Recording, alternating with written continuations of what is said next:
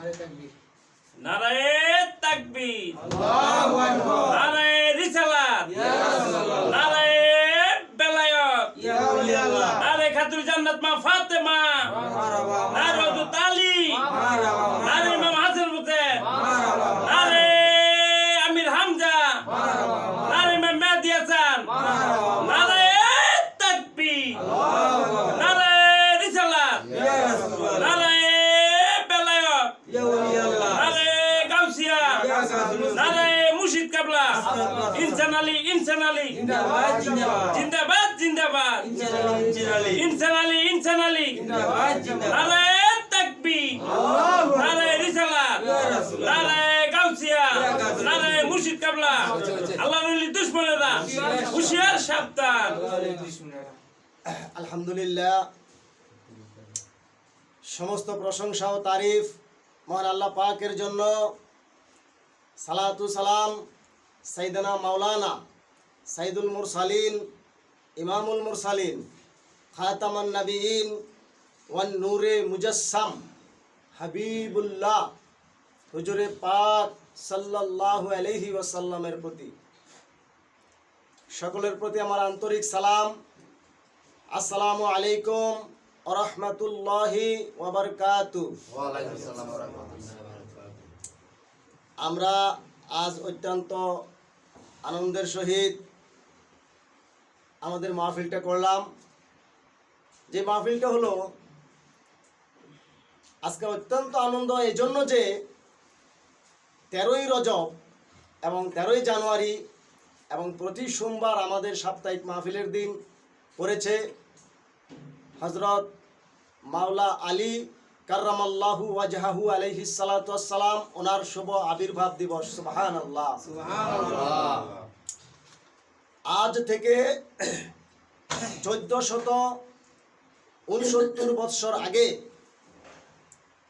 মাওলায়ে কায়নাত আমিরুল মুমিনিন আসাদুল্লাহিল গালিব হযরতে আলী কাররামাল্লাহু ওয়াজহাহু আলাইহিস সালাতু ওয়াস সালাম, মুমিনের মাওলা, মহানবী কর্তৃক ঘোষিত মুমিনের মাওলা হযরতে আলী কাররামাল্লাহু ওয়াজহাহু আলাইহিস সালাতু সালামের জন্ম হয়েছিল আজ থেকে 1469 বৎসর আগে মক্কা নগরীর কুরাইশ বংশে কাবাগরের ভিতরে ওনার মা আম্মাজান ফাতেমা বিনতে আসাদ তিনির ওরসে, আমরা বলি সুবহানাল্লাহ। তো সেই মাওলা আলী পাকের শুভ আবির্ভাব দিবসে দেশবাসী, বিশ্ববাসী, সমস্ত জাতি ধর্ম বর্ণ নির্বিশেষে সকলের প্রতি মুহাম্মদ সাল্লাল্লাহু আলাইহি ওয়াসাল্লাম এবং ওনার পুত পবিত্র আহলে বায়াতের পক্ষ থেকে আমি সকলকে সালাম জানাচ্ছি এবং ধন্যবাদ জানাচ্ছি। শুভ আবির্ভাব দিবসের খুশিতে আমরা আরেকবার আমাদের মহান মালিক রাব্বুল আলামিনের দরবারে শুকরিয়া আদায় করি। শুকর আলহামদুলিল্লাহ, আলহামদুলিল্লাহ। তো আমরা মাওলা আলী পাকের সাথে যে নামটা ব্যবহার করি মাওলা আলী, এটা নিয়ে অনেকে প্রশ্ন তোলে যে মাওলা তো হলো আল্লাহ, আপনারা ওনার নামের সাথে মাওলা বলেন কেন? দেখুন দরদিরা, আসলে মাওলাটা কিন্তু আমরা লাগাই নাই, আমরা বলিও নাই। এটা লাগাইছেন সরদারে দো আলম আবুল কাসেম মোহাম্মদ মুস্তফা আহমদ মুজতবা সাল্লাল্লাহু আলাইহি ওয়াসাল্লাম। তিনি 18ই জিলহজ গাদিরে খুমে মহানবী পবিত্র জবান মোবারক দিয়ে তিনি বলেছিলেন, মান কুনতুম মাওলাহু ফাহাজা আলিউন মাওলা, আমি যার মাওলা এই আলী তার মাওলা। তো যারা প্রশ্ন তুলতেছেন যে আমরা কেন হযরত আলীকে মাওলা বলি, দেখুন দরদিরা, আসলে সরদারে দো আলমের মুখ থেকে যে কথাটি বেরিয়ে এসেছে সেটাই আমরা পুনরাবৃত্তি করি। ধরেন চর্বিত চর্বণ, আমরা বানাই নাই, অযথা আমাদেরকে আপনারা দোষারোপ করেন। এবার আসুন আমরা মাওলা আলীকে কেন মাওলা বলি এটা তো বললাম, এখন মাওলা শব্দের অর্থ কি? এই শব্দটা হলো আল্লাহ কর্তৃক মনোনীত এবং ঘোষিত, আল্লাহর জমিনে আল্লাহর প্রতিনিধি, আধ্যাত্মিক জগতের গুরু, বেলায়েতের বাদশাহ বা বেলায়েতের সম্রাট, যিনি মানুষকে আল্লাহর কথা বলবেন এবং নবীর রেসালাতের প্রতিনিধিত্ব করবেন। মহানবী হযরত মুহাম্মদ সাল্লাল্লাহু আলাইহি ওয়াসাল্লাম হলেন নবী রাসূল, ওনার প্রতিনিধি হলেন মাওলা আলী। মহানবী হলেন সূর্য আর মাওলা আলী হলেন চন্দ্র। আপনারা জানেন যে চন্দ্র নিজস্ব কোনো আলো নেই, চন্দ্র পরিচালিত হয় সূর্যের আলো দ্বারা। তো মাওলা আলী পাকের জবানি দিয়ে যা বাইর হয়েছে, আচার আচরণে যা ব্যক্ত হয়েছে, তা মাওলা আলীর নয়, তা হলো হযরত মুহাম্মদ সাল্লাল্লাহু আলাইহি ওয়াসাল্লামের সরদারে দো আলমের কথাগুলি। তাই তিনি চন্দ্র হিসাবে পৃথিবীতে ওনার অবদান, দায়িত্ব, কর্তব্য তিনি পালন করেছেন। আর মহানবী বলছেন যে আনা শামসু, আমি সূর্য, আলী ও কামারুন, আর আলী হলেন চন্দ্র। সূর্য ডুবে গেলে চন্দ্র উদয় হয়, এটা তো প্রাকৃতিক নিয়মেই হয়। তো মহানবী যখন দুনিয়া থেকে জাহিরিভাবে পর্দা নিলেন, তখন সে মহানবীর যেই রেসালাতের দায়িত্ব পালন করার জন্য একজন যোগ্য লোকের অবশ্যই দরকার পড়ল। আর সেই যোগ্য লোকটাই মহানবীর নিজের কোলে পিঠে করে মানুষ করা। সেই 8.5 বছর বয়স থেকে মহানবীর অষ্টে পৃষ্ঠে যিনি ছিলেন, মহানবীর প্রতিটি চলন বলন, আচার আচরণ যিনি ফলো করেছেন, যিনি অনুসরণ করেছেন, খুব কাছ থেকে গভীরভাবে পর্যবেক্ষণ করেছেন, তিনি হলেন আমাদের মাওলা আলী কাররামাল্লাহু ওয়াজহাহু আলাইহিস সালাতু আসসালাম। তো মাওলা অর্থ তো বুঝলেন, মাওলা অর্থ কি? আল্লাহ কর্তৃক প্রতিনিধি, নবী যাহাকে নির্বাচন করেছেন। নবী কিন্তু নির্বাচন করেছেন আমার নবীর মন থেকে নয়। নবী কিন্তু ইচ্ছা করে কোনো কথা বলে না। আল্লাহ যা বলে বা ওহী করে, ইন হুয়া ইল্লা ওয়াহয়ু ইউহা, আমি যেটা ওহী করি, যেটা ইশারা করি, যেটা ইলহাম করি, সেটাই আমার নবী বলে। নিজে থেকে কোনো কথা নবীজি বলে না। তাহলে নবীজি যখন নিজে থেকে কোনো কথা বলে না, আল্লাহ ওহী করলে, ইশারা করলে, ইঙ্গিত দিলে নবী বলে, তাহলে হযরত মাওলা আলী কাররামাল্লাহু ওয়াজহাহু আলাইহিস সালাতু সালামকে যে 18ই জিলহজ নবীজি মুমিনের মাওলা বানাইলেন, সেটা কি আল্লাহর ইশারা নয়? কি বলেন? সেটা কি আল্লাহর ইশারা নয়? অবশ্যই ইশারা। ওয়ামা ইয়ানতিকু আনিল হাওয়া ইন হুয়া ইল্লা ওয়াহয়ু ইউহা আল্লামাহু শাদীদুল কুওয়া। আমার নবী নিজ থেকে কোনো কথা বলে না, আমি যা ইশারা করি, ইঙ্গিত করি, ওহী করি, সেটাই বলে। তাহলে মহানবী যে মাওলা আলীকে মাওলা বানাইলেন, মুমিনের প্রতিনিধি, অভিভাবক বানাইলেন, সেটা কি মহানবী আল্লাহর ইশারা দিয়ে বানায় নাই? বানাইছে। তাহলে সেই মাওলা আলীকে মানতে কেন আমরা দ্বিধা করব? যদি আমরা মাওলা আলীকে না মানি, তাহলে আমরা মহানবীকে মানলাম না। আর মহানবীকে যদি না মানি, তাহলে আমরা আল্লাহকেও মানলাম না। আর তাহলে আমাদের অবস্থানটা দাঁড়াবে গিয়ে কোথায় বলুন? এবার আসুন, মাওলা আলী পাক মহানবীর সাথে থেকে অনেকগুলো ডিফেন্স করেছেন। ডিফেন্স অর্থ কি? প্রতিরোধ যুদ্ধ, যারা মহানবীকে যুদ্ধবাজ বানিয়ে দিয়েছেন, যে মহানবী যুদ্ধ করেছেন, হ্যান করেছেন, ত্যান করেছেন। আরে দরদি, বুঝার চেষ্টা করুন। মহানবীর উপরে কাফের বেঈমান মুশরিকেরা যখন, মুনাফিকেরা যখন কোনো কিছু চাপাইয়া দিছে আর মহানবী সেটাকে প্রতিরোধ করেছে, সেটা ডিফেন্স বলা হয়, ইংলিশে বলা হয় ডিফেন্স। বাংলায় কি? আত্মরক্ষা বা প্রতিরোধ করা। সেটাই মহানবী করেছেন। আর সেই বিষয়টাকে এক শ্রেণীর লোক, মহানবী যুদ্ধ করেছেন, আমাদের যুদ্ধ করতে হবে, জিহাদ করতে হবে, হ্যান করতে হবে, ত্যান করতে হবে, এগুলো বলে মানুষকে কি করছে? বিভ্রান্ত করিতেছে। কার সাথে যুদ্ধ করব?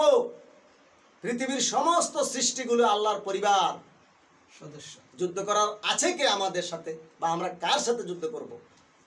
আর আমরা যদি সত্যিকারের মাওলা আলী সন্তান হয়ে থাকি, মহানবীর উম্মত হয়ে থাকি, আল্লাহর বান্দা হয়ে থাকি, তাহলে আমাদের সাথে যুদ্ধে পারবে এমন কোন বুকের পাটা পৃথিবীতে আছে? নাই। আমরা যেদিক দিয়ে যাব সেদিক দিয়ে তুফান চালাই দিব। কিন্তু না, শক্তি থাকলেই দুর্বলের উপর অত্যাচার করা উচিত নয়। যিনি শক্তিমান তার উচিত নিজের শক্তিকে কি করা? সংবরণ করা, ধৈর্য অবলম্বন করা, নিজের শক্তি নিজের মধ্যেই রাখা, সেটা ভালো কাজে ব্যবহার করা। কোনো দুর্বলের উপরে, কোনো অন্য জাতির উপরে, অন্য ভিন্ন মতাবলম্বীর উপরে কোনো কিছু চাপিয়ে দেওয়া নয়। তাহলে মাওলা আলী পাক অনেকগুলো ডিফেন্স করেছেন, সারাটা জীবন নবীজির সাথে ছিলেন, ইসলামের জন্য অনেক বড় অবদান তিনি রেখেছেন। আমরা দেখতে পাই মাওলা আলী পাকের হাতে একটা জুলফিকার ছিল, সেটা তরলটা ছিল মহানবীর দেওয়া। সেই জুলফিকারটা দিয়ে তিনি কি করলেন? কার উপর আক্রমণ করেননি, শুধু মহানবীকে বাঁচানোর জন্য, উম্মতকে বাঁচানোর জন্য তিনি প্রতিরোধ যুদ্ধ করেছেন, ডিফেন্স করেছেন। তো এই মাওলা আলী পাকের কাছে রহিয়াছে কি? মহানবীর প্রদত্ত বেলায়ত। এবার আসুন জেনে নেই বেলায়ত কাকে বলে। বেলায়ত শব্দটি দিয়ে বোঝানো হয়েছে বিলীন হয়ে যাওয়া, ফানা হয়ে যাওয়া। কার মধ্যে ফানা হব? হযরত মাওলা আলী কাররামাল্লাহু ওয়াজহাহু আলাইহিস সালাতু ওয়াস সালাম, তিনি ফানা হয়েছেন হযরত মুহাম্মদ সাল্লাল্লাহু আলাইহি ওয়াসাল্লামের মাঝে। তাই তিনি বেলায়েত প্রাপ্ত হলেন, মুমিনের মাওলা নির্বাচিত হলেন। ইমাম হাসান, ইমাম হুসাইন ফানা হয়েছেন মাওলা আলীর মাঝে। তারপরে ইমামগণ তাদের মধ্যে ফানা হয়েছেন। এটাকে ফানা পিল্লার জগৎ বলা হয়। তাহলে আপনাকে আমাকে কি করতে হবে? সেই মাওলা আলীর বেলায়েতের মধ্যে কি করতে হবে? ফানা হইতে হবে। যদি আমরা ফানা হতে পারি তাহলে আমাদের জীবন সাকসেস, পূর্ণতায় ভরে যাবে। আর যদি না পারি তাহলে আমাদের জীবন পূর্ণতায় ভরে উঠবে না, অপূর্ণ থেকে যাবে। জীবন শুধু একটা জীবন, আকর্ষণীয় জীবন। এই জীবনটাকে অযথা এই ঝগড়াঝাটি, এই জঞ্জাল, ফিতনা ফাসাদে লিপ্ত করবেন না। মাওলা আলী পাকের বেলায়েত ঘেটে দেখলাম যে এখানে কোনো ফিতনার কোনো স্থান নাই। নবীজির একটা হাদিসের মধ্যে আছে, তিনি বলেছেন সাতাফতারিকু আলা উম্মতি সালাসিন সাবিনা ফিরকা, আমার উম্মতের মধ্যে 73টা ফিরকা হইবে। কুল্লুহুম ফিন্নার, প্রত্যেক ফিরকাবাজি জাহান্নামী, ইল্লা মিল্লাতান ওয়াহিদা, একটা ব্যতীত। ইলা মান হিয়া ইয়া রাসূলুল্লাহ, হে আল্লাহর রাসূল, সে একটা কি? নবীজি বলেছেন মানা আলাইহি ওয়া সাহাবিহি, আমি এবং আমার আসহাব। আসহাব বলতে কি বোঝায়? নবীজির সাথী, সহচর, সঙ্গী, আহলে বায়াত। নবীজির ঘরের লোক এবং ঘরের লোকের সাথে যারা ফানা হয়েছে, অষ্টে পৃষ্ঠে বেঁধেছিল, যারা সর্বদা নবীজির আহলে বায়াতের সেবায় নিজেদেরকে উৎসর্গ করেছিল, তাহারাই নবীজির আসহাব। এই নবীজির আসহাবের দলটাই পৃথিবীতে কি হবে? শ্রেষ্ঠ হবে, সম্মানিত হবে, এবং তাদের মাধ্যমেই এই বেলায়েত জারি হবে, এই মাওলায়াত জারি হবে, এবং নবীজির রিসালাত প্রচারিত হবে। কোরআন বুঝতে হলে, কোরআনের হাকিকি দর্শন বুঝতে হলে অবশ্যই মাওলা আলীর মধ্যে পানা হইতে হবে, আহলে বায়তের মধ্যে পানা হইতে হবে এবং নবীর আসহাবের মধ্যে পানা হইতে হবে। যদি নবীজির আসহাবের মধ্যে পানা না হইতে পারি, যদি মাওলা আলী পাকের বেলায়েতের মধ্যে পানা হইতে না পারি, যদি আমরা রাসূলুল্লাহর রেসালাতকে শুধু মুখে স্বীকার করি, অন্তরে অনুধাবন না করি, তাহলে কোরআন বোঝা যাবে না, মুহাম্মদী ইসলামের কিছুই বোঝা যাবে না। ইসলামের মূল ধর্ম দর্শন থেকে সরে গিয়ে অমুকে কি কইছে, হমুকে কি কইছে, অমুকে কইছে এর দূর, হমুকে কইছে হেদ দূর, এটা করলে এটা হইব, অমনে করলে হমনে হইব, এগুলো বলে পেরকাবাজি করা যায়, মারামারি পারাপারি কাটাকাটি করা যায়, বিভক্ত হওয়া যায়, দলে দলে দলে দলে ঝগড়াঝাটি বাইরাইয়া মাথা মোতা ফাড়াইয়া হাত পাও বাইঙ্গিয়া দুই দলে ওই যে টঙ্গীর ময়দানে কি অবস্থা করেছে, কি অবস্থা করেছে। ইসলামের মধ্যে এগুলো নাই। বুঝতে হবে আপনি কার সাথে লড়াই করবেন, কার সাথে যুদ্ধ করবেন। সমস্ত সৃষ্টি আল্লাহর পরিবার, আপনি কি আল্লাহর পরিবারের সাথে লড়াই করবেন? মনস্তাত্ত্বিক বিষয় একবার ভাবুন, নিজেকে নিয়ে একবার ভাবুন, নিজের ভিতরের আত্মোপলব্ধি অর্জন করুন।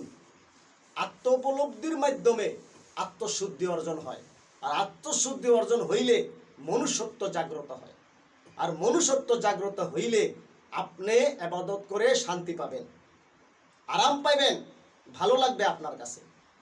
আর যদি মনুষ্যত্ব বোধ জাগ্রত না করে ভিতরে খন্নাস পোষণ করে আপনি ইবাদত করেন, তাহলে সে ইবাদতটা হবে কি? মহড়া, পারফরমেন্স, উঠে বসা, আসা যাওয়া, আসা যাওয়া, অনুষ্ঠান। অনুষ্ঠান তখনই ফলপ্রসূ হয় যখন সাথে মূল থাকে। যদি মূলই না থাকে তাহলে এই অনুষ্ঠান কি হয়ে যায়? তার সৌন্দর্য হারিয়ে ফেলে, সৌন্দর্য আর সেখানে থাকে না, তখন নিজের কাছে আর ভালো লাগে না, শান্তি পাওয়া যায় না। তখনই বিভিন্নভাবে আল্লাহর দোষ, রাসূলের দোষ, অমুকের দোষ, অমুকের দোষ, বিভ্রান্তি, সমস্ত বিষয়গুলি হলো নিজের মধ্যে এক চমকপ্রদ বিষয় আছে নিজের ভিতরে। সেই নিজের আমিত্বকে দূরে সরিয়ে দিয়ে সে আমিকে জাগ্রত করা, সে অহংকে সরিয়ে দিয়ে সরল হওয়া এবং আত্মচেতনাবোধ, চৈতন্য জাগ্রত করে তারপরে ঠান্ডা মাথায় সিদ্ধান্ত নিয়ে ধর্মকর্ম করতে হবে, অবশ্যই করতে হবে। তা না হলে লড়াই হবেই। অজাতি অজাতি, দেখুন পৃথিবীটাকে আমরা কি করেছি? বিভক্ত করে দিয়েছি ক্ষুদ্র ক্ষুদ্র রাষ্ট্রে, ক্ষুদ্র ক্ষুদ্র জাতিতে, বংশে। ধর্ম, আমাদের মুসলমান ধর্মের মধ্যে দেখেন কত ফেরকা, শিয়া, সুন্নি, ওয়াহাবি, খারিজি, কত ফেরকা, জামাতি, উলুবিয়া, হুলুবিয়া, কেরামতিয়া, গ্রুপ অভাব নাই। তাহলে এই যে গ্রুপ ভিত্তিক ধর্ম পালন, সেই গ্রুপ ভিত্তিক ধর্ম কি, সেই ধর্ম দর্শন কি, সেই ইবাদত কি খোদার দরবারে পৌঁছে? মনে তো হয় না, পৌঁছবে না। কারণ সমস্ত সৃষ্টিকে আপন করতে না পারিলে কোনোদিন স্রষ্টা সন্তুষ্ট হবে না। সুতরাং কথা আর বাড়াবো না। মাওলা আলী পাকের শুভ আবির্ভাব দিবসে সকলকে আরেকবার শুভেচ্ছা জানিয়ে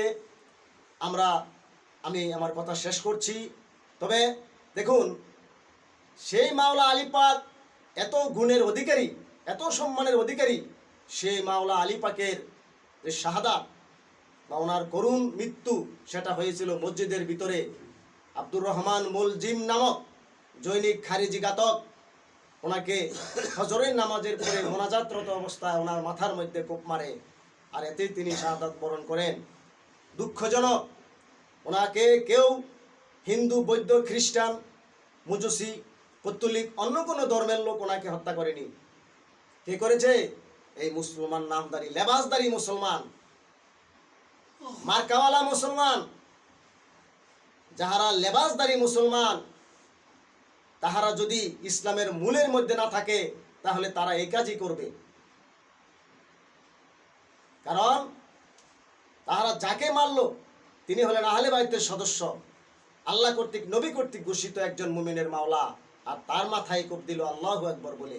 বড় দুঃখের বিষয়, আমরা আল্লাহু আকবার শব্দটিকে আমরা কিভাবে অপব্যাখ্যা করে কিভাবে আমরা আমাদের নিজেদের উপরই ব্যবহার করছি।